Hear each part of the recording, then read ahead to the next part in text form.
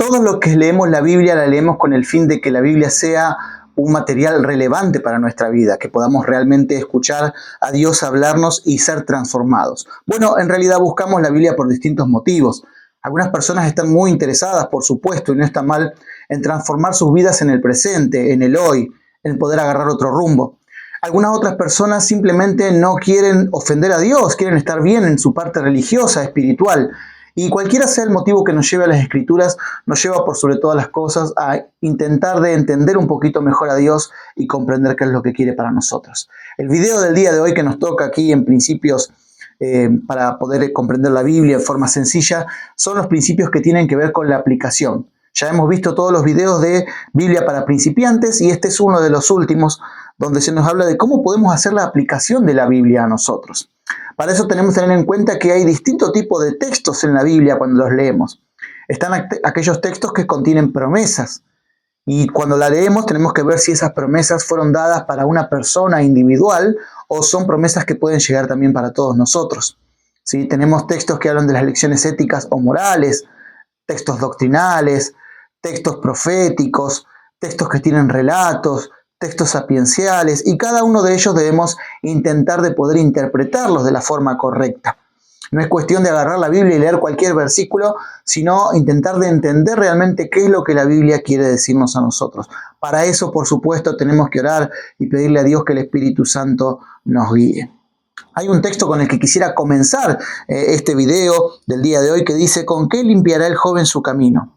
Con guardar tu palabra. Con todo mi corazón te he buscado. No me dejes desviar de tus mandamientos.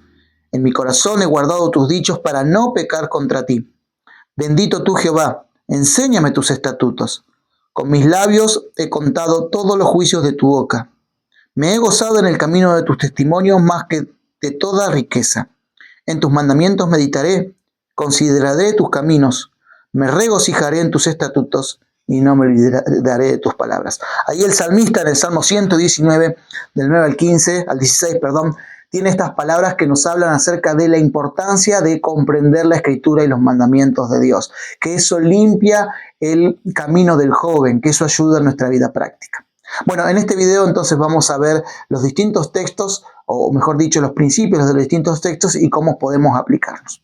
¿Qué hacemos cuando encontramos textos que contienen una promesa? Bueno, lo primero que tenemos que entender antes de entrar en esto del texto de la promesa, es que cuando leemos un texto en la Biblia o cuando vamos a sacar una idea de la Biblia, esa idea tiene que estar justificada bíblicamente. Es decir, poder comprenderla a través de toda la Escritura y a través del contexto de los textos de esa palabra. No es cuestión de leer la promesa simplemente decir, listo, es para mí, ¿no?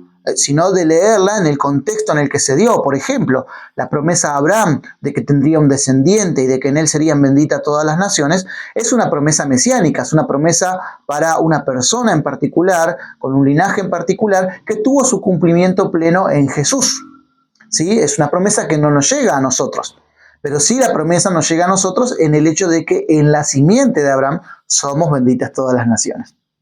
También en la Biblia está la promesa de Jesús de que regresará por segunda vez a la tierra. Esa es una promesa que es para todo el mundo y que trasciende el tiempo y la cultura. Eso se va a cumplir sí o sí, más allá de la decisión de cada ser humano. Así que cuando leemos una promesa en la Biblia, tenemos que intentar entender ese texto en su contexto, ver si fue para una persona en particular o si esa promesa también llega a nuestros días. Muchísimas. Y la gran mayoría de las promesas bíblicas son para nosotros. Algunas promesas proféticas fueron especialmente para algunas personas, ¿no es cierto? Pero en general las promesas que tienen que ver con los principios llegan a nuestros días. Entonces, evitar esto del texto prueba. ¿Qué es el texto prueba? La gente que agarra la Biblia y le hace decir a la Biblia lo que la Biblia no dice, ¿no? Por ejemplo, tomamos el texto, ¿no es cierto?, allí de Efesios, donde dice que el hombre es cabeza de la mujer y entonces vos tenés que ser obediente a mí porque la Biblia dice que tenés que ser obediente a tu esposo como la iglesia es obediente a Cristo. Hay que leer el contexto del texto. El contexto dice que la mujer debe estar sujeta a un marido que es como Jesús. O sea, un marido desinteresado, un marido que da la vida por ella, un marido que deja sus propias prioridades para las prioridades de la otra, ¿no? Hay un contexto en esas palabras que si no las leemos le podemos hacer decir a la Biblia algo que no es. Por lo tanto, cualquiera de los textos bíblicos que nosotros vayamos a leer, sean de promesas doctrinales, éticos o morales, debemos buscar la justificación bíblica, es decir, leer el texto en su contexto y leerlo a lo largo de la Biblia. Entonces, repetimos, vamos con esto primero. La Biblia tiene textos que son de promesas. Algunas promesas son promesas para personas de su tiempo, individuales, con un objetivo claro, y hay otras promesas que son aplicadas a todo el mundo cristiano, y hay promesas que son aplicadas, por supuesto, a todo el tiempo, ¿sí? Es decir, no vencen esas promesas. Lo segundo, lecciones éticas o morales. En la Biblia hay muchos versículos que nos hablan de las lecciones éticas o morales, y para leer las lecciones éticas o morales, tenemos que tener en cuenta esto. La moral es un principio que no cambia con el tiempo. ¿Sí? Es el principio que no cambia. Esto está bien o esto está mal de acuerdo a lo que dice la palabra de Dios. Eso no cambia, pero la forma ética de aplicar esa regla moral a veces varía un poco. Voy a dar un ejemplo importante de esto antes de que alguno que vea el video me tire la piedra del apedreamiento. La moral dice que nosotros debemos ser reverentes frente a la presencia de Dios. ¿Cuándo? Siempre. ¿En la época de Moisés? Sí. Hoy sí, debemos ser reverentes al acercarnos a Dios, por supuesto. La moral es inquebrantable. ¿Cómo se aplica éticamente esto en la época de Moisés? Bueno, cuando Moisés se encontró con Dios, ¿no es cierto? Allí en el monte Sinaí, Dios le dijo, quítate el calzado que tienes, ¿no es cierto? Porque estás pisando tierra santa. Y Moisés se sacó los zapatos y se acercó al Señor. En el Nuevo Testamento, una señal de reverencia era cuando se oraba, cubrirse la cabeza, eso dice la Biblia, era una forma de respeto. Ahora, el respeto y la devoción a Dios no varía. ¿Sí? El acercarse en forma reverente no varía, pero la forma ética de hacerlo ha cambiado con la cultura y con el tiempo. Si alguien entra en mi iglesia descalzo, a mí no me va a simpatizar mucho. En nuestra parte del mundo, por lo menos en Argentina, así, puede ser que en otras partes del mundo no lo sea así. La reverencia es estar vestido decentemente y con el calzado puesto. Y generalmente, en la mayoría de las iglesias y en la mayoría de las costumbres nuestras propias de este país, por lo menos, cuando nosotros nos encontramos frente a una autoridad, descubrimos nuestra cabeza. Si estamos frente al presidente, si nos encontramos en un acto público, descubrimos nuestra cabeza como señal de respeto, no nos quedamos con el gorro puesto. Lo mismo hacemos cuando entramos a la iglesia, nos descubrimos delante del Señor porque no hay nada que ocultar. Es decir, antes, éticamente, esta regla moral, uno se descalzaba y se cubría la cabeza. Hoy en día, la moral sigue siendo reverente, pero nosotros nos descubrimos la cabeza y no vamos descalzos al templo. Eso tenemos que tener en cuenta entonces a la hora de leer un texto ético, ¿no es cierto?, o moral. Hay moral que no cambia. La mentira no cambia. La mentira está mal, matar está mal. Por eso los 10 mandamientos son reglas morales, porque no varían de acuerdo al tiempo.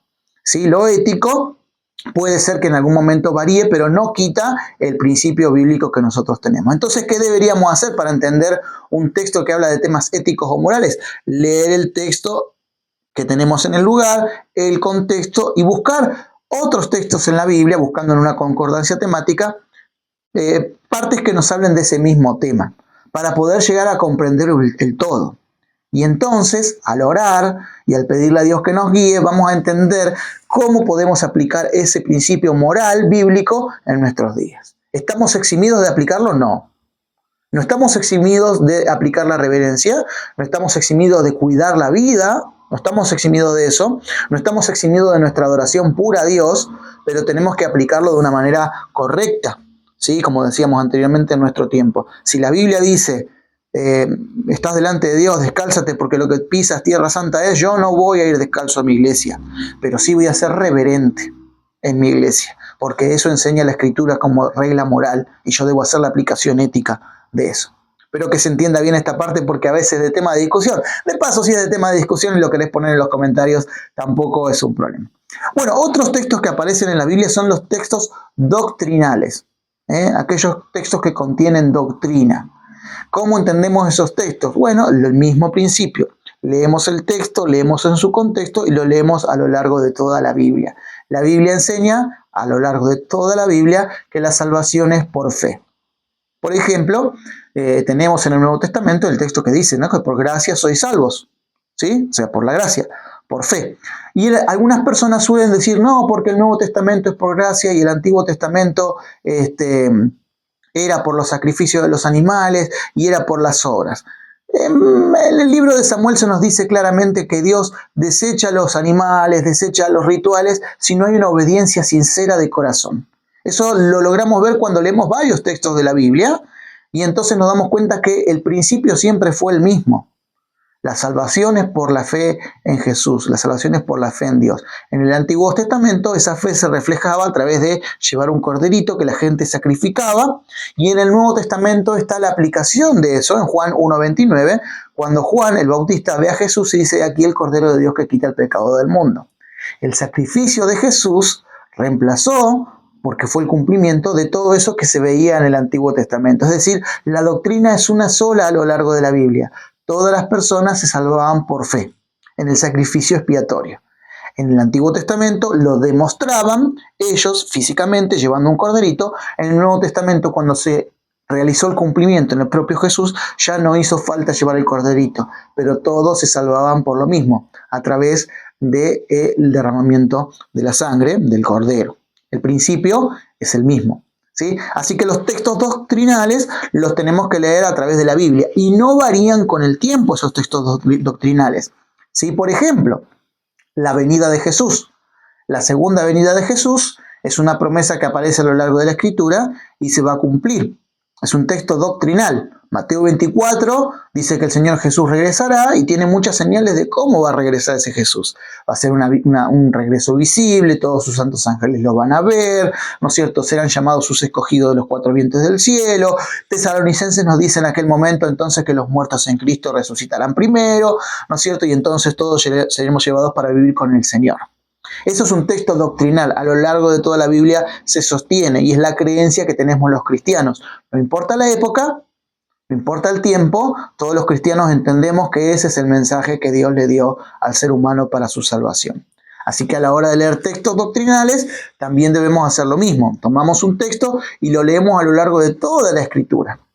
A veces hay un texto en Mateo 24 que se toma en forma confusa, cuando dice que dos mujeres estarán moliendo en el campo y una será tomada y la otra estará dejada, dos estarán durmiendo y uno será tomado y el otro dejado. Entonces decimos, ¿ves? Nadie se va a dar cuenta de que una persona aparece o desaparece cuando venga el arrebatamiento. Pero el mismo Mateo 24 dice que el Señor vendrá y se lo verá desde un extremo del cielo hasta el otro como el relámpago. Lo que está hablando cuando dice de que uno será tomado y otro será dejado es que va a haber personas salvas y va a haber personas que no. El mismo Mateo 24 dice que será como en los días de Noé. Y en los días de Noé no fue un evento secreto, fue un evento público. Entonces la doctrina no cambia.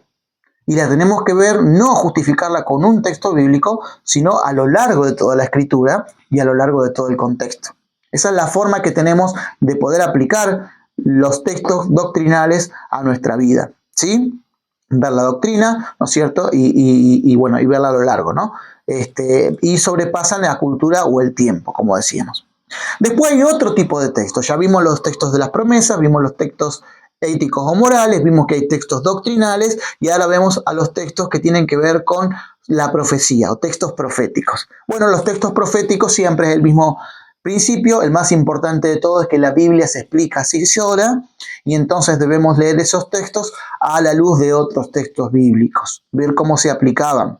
Por ejemplo, en Daniel, capítulo 7, se habla de bestias, ¿no? Una bestia que surge del agua, que era como un oso que tenía 3 costillas, otra bestia que era como un león alado. Y uno dice, ¿qué significa esto? Fácil, en Daniel, capítulo 7 mismo, dice allí que cada bestia simboliza un reino. Entonces no es que le damos el sentido que a nosotros se nos ocurre. Es el texto mismo que nos explica qué significan los símbolos. Cuando no está en el mismo capítulo de la Biblia, podemos buscarlo, por supuesto, en otras partes de la Escritura para entender mejor esto. A veces comprender un poquito de historia y de costumbre nos ayuda a entender más esto. ¿Sí? En algún momento, cuando veamos algún videito de Daniel capítulo 2, vamos a ver cómo algunos de estos símbolos proféticos que a nosotros nos parecen tan extraños, para su época eran sumamente comunes.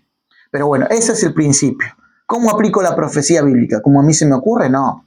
De acuerdo a lo que dice la Biblia. Otra cosa, Hay algunas profecías que tuvieron su cumplimiento en su debido momento y terminaron allí. Y hay profecías que llegan hasta nuestros días. Algunas se cumplieron, algunas se están cumpliendo y algunas se cumplirán. Hay que aprender también a leer en el contexto eso, entender, ¿no? Que hay profecías que tuvieron su propio cumplimiento en su momento para un determinado pueblo, en una determinada cultura, en un determinado periodo de tiempo, pero hay otras profecías que trascienden eso. Las profecías que tienen que ver con la venida de Jesús trascienden todo ese tiempo y llega hasta nuestros días, por supuesto, ¿no? Así que tenemos que ver si el tema profético fue para un personaje específico o es para la cristiandad en general hasta nuestros días. Así que eso tenemos que tener en cuenta cuando leemos los textos proféticos. Luego están los textos de relatos, que generalmente ahí sacamos lecciones prácticas para nuestra vida, contienen algunos temas doctrinales a veces, pero suelen ser prácticos, ¿no? Por ejemplo, un texto práctico y doctrinal, cuando Jesús habla acerca del divorcio, doctrinalmente él explica que en el principio Dios los hizo varón y mujer, ¿no es cierto? Y que estuvieron juntos y que la idea del Señor era que no se separaran. Eso es doctrina. Jesús está expidiéndose, diciendo, hablando, afirmando la literalidad de la creación. Es decir, Jesús dice que en el principio Dios los creó. Dios los hizo varón y mujer, ¿no es cierto? Y creó el matrimonio. Y está hablando de la ética y la moral, porque dice, Moisés en un momento los dejó separarse por causa de la dureza de su corazón, pero no es esa la voluntad de Dios. Entonces nos está hablando de la importancia de intentar de unificar el matrimonio, someternos a Cristo y avanzar. Ahí tenemos reglas éticas o morales, en un mismo texto, en un relato. Entonces yo puedo tomar ese relato y aplicarlo a mi vida, ¿no es cierto? Bueno, ¿cómo estoy con mi matrimonio? ¿Tengo que solucionar las cosas? No. ¿El matrimonio es un invento humano? No. Doctrinalmente entendemos que Dios lo hizo desde el principio, que Dios unió a la primera pareja. Entonces, sacamos las aplicaciones de la Biblia para nuestra vida práctica de los relatos. Después tenemos otros relatos que hablan de éticas o morales, como el cuidado de las otras personas, ¿no es cierto? El ayudar a los demás, el evitar las ganancias deshonestas, todas estas cuestiones que son éticas o morales y que debemos hacer una aplicación propia a nuestra vida. Ahí están los textos también, ya vemos ahora lo de los relatos, los textos sapienciales. Los textos sapienciales son los textos de poesía. Generalmente Salmos, Job, Proverbios son los más leídos, Eclesiastés. Casi la mayoría de los textos son aplicables a nuestros días, sobre todo, por ejemplo, el libro de Proverbios, ¿no? Es muy raro que haya un texto que, digamos, no trascienda el tiempo. Son principios que trascienden para toda la vida. Entonces, cuando leemos esos textos, tenemos que intentar de aplicarlos a nuestro día a día, a nuestra vida propia, personal. Creo que estos son entonces más o menos la mayoría de todos los tipos de textos que existen: promesas, lecciones éticas o morales, lecciones doctrinales, proféticos, relatos, libros sapienciales y también algunos textos que hablan de algunas órdenes. No sé cómo ponerlo, categorizarlo esto, pero hay órdenes en la Biblia que fueron determinadas para un tiempo o cambiaron. Por ejemplo, voy a leer esto. Está la orden de guardar la Pascua, ¿no? Tú guardarás la Pascua cada cierto tiempo, dice la Biblia. Ahora, cuando leemos la Biblia, en su texto, en su contexto y a través de toda la Biblia, nos vamos a dar cuenta que en el Nuevo Testamento hay cosas que han reemplazado. Ya no hacemos Pascua porque nosotros participamos de la cena del Señor, que fue lo que el Señor implementó. Ya no sacrificamos el corderito como ejemplo de la muerte de Jesús, porque en la cena del Señor, el Señor dice, bueno, cada vez que beban de esta copa, ¿no es cierto? Es como si tomaran mi sangre, ¿no? Es la sangre mía derramada, es un símbolo de mi sangre. Y cada vez que coman este pan sin levadura, es símbolo del cuerpo quebrantado de Jesús. Es decir, la cena de Jesús reemplazó la Pascua judía que se hacía. Entonces, si bien hay órdenes en el Antiguo Testamento para guardar la Pascua, hay un cumplimiento en el Nuevo Testamento en el cual el Señor nos dice, bueno, ahora hay que hacer esto. Entonces, a la hora de aplicar los textos tenemos que tener cuidado con eso. Fijarnos y leerlo en todo el contexto en general. Otra cuestión, en el Antiguo Testamento se manda a circuncidar a cada hijo varón el 8º día de nacimiento. ¿Qué hacemos? Porque es un mandato del Señor, está en la Biblia. Pero en la misma Biblia, en el Nuevo Testamento, Pablo ahora habla de que la circuncisión se hace en el corazón. Cuando nosotros nos bautizamos y nos entregamos a Jesús, entonces es como si fuera la circuncisión. Hay un nuevo rito que reemplaza el antiguo. No es que el antiguo fue anulado, podría decirlo así, sino que ha sido renovado en el Nuevo Testamento con algo más universal y sencillo para todos, ¿no? Entonces, estos son los principios que tenemos que aplicar a la Biblia a la hora de leer los textos. Y por supuesto, después de hacer esto, las preguntas principales. ¿Qué aporta esto a mi vida? Esto doctrinal que he aprendido, la segunda venida, ¿qué aporta esto a mi vida? ¿Qué me dice esto? ¿Que Jesús va a regresar por segunda vez? Me pregunta, ¿estoy preparado para eso? ¿Cómo me preparo para la venida de Jesús? Busco en la Biblia. ¿Qué cosas tengo que cambiar para poder ir con Jesús al cielo? Busco en la Biblia. La doctrina de, de no tener dioses ajenos. ¿Cómo afecta esto a mi vida? Hay otras cosas que son prioritarias. ¿Cómo lo aplico en mi vida? Por ahí no tengo un ídolo de metal o algo, pero hay otras cosas que ocupan el lugar de Dios. Eso es lo que entiendo del texto. ¿Cómo lo aplico en mi vida? ¿Cómo hago para no tener otra prioridad? No significa que no haya cosas importantes, pero que lo prioritario sea Dios en mi vida. Entonces esa es la forma que tenemos de aplicar, por supuesto, el texto bíblico, ¿sí? Lo importante es que cuando leemos la Biblia en su contexto, nosotros podamos hacer este trabajito de hacer una aplicación radical a nuestra vida. Y entender lo siguiente, nosotros no podemos acomodar la Biblia a nuestro pensamiento.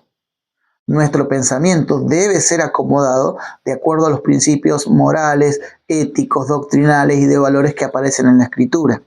Y las prioridades de nuestra vida y las actitudes de nuestra vida deben ir en consonancia con el plan que Dios tiene para nosotros. Porque la Biblia no es otra cosa que el plan que Dios tiene para cada uno de nosotros. Si te sirvió este video, si tenés alguna pregunta, déjame en tu comentario qué es lo que te sirvió. ¿En qué forma estás aprendiendo a estudiar la Biblia a través de este seminario? ¿Y qué otras cosas le podríamos sumar para hacerlo crecer más? Deseo de todo corazón que la Biblia sea el mensaje de Dios relevante en tu vida. Que Dios te bendiga.